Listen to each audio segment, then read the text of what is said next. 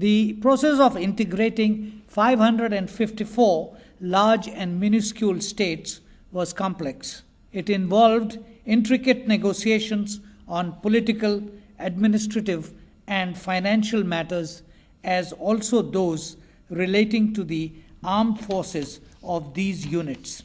It was almost completed by the time the Constitution came into force on 26 January 1950.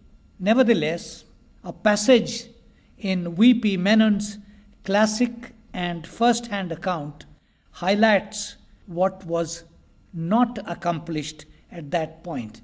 And I quote, "We had demolished the artificial barriers between the states inter se and the rest of India and had indeed laid the foundations of an integrated administrative and financial structure. But the real integration had to take place in the minds of the people. This could not be accomplished overnight.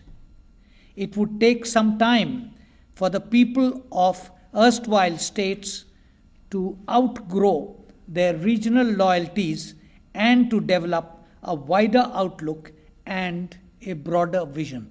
End of quote. Menon goes on to quote Sardar Patel's apprehensions in the matter, and I quote again, "Almost overnight, we have introduced in these states the superstructure of modern system of government. The inspiration and stimulus has come from above rather than from below, and unless the transplanted growth takes a healthy root in the soil, there will be a danger of collapse and chaos." End of quote. Passage of time was to show that this integration of minds, not only by the residents of the erstwhile princely states, but by citizens on the national scale, was to be a longer process, at times torturous, and covered all regions and all segments of population in our vast land. Nor was this unanticipated. As early as 1902, Rabindranath Tagore had observed that unity cannot be brought about by enacting a law that all shall be one. The constitution-making process reflected the concern for national unity. One aspect of it, legal and structural, put into place a parliamentary democracy. The other pertained to sociological and emotional dimensions. Emerging from the inherited pattern of centralized governance, the concern was to prevent balkanization as well as to accommodate what Sunil Khilnani has called layered Indianness that specifically recognized linguistic and cultural identities. This was reflected in the end product, a union of states described by Ivor Jennings as a federation with strong centralizing tendencies.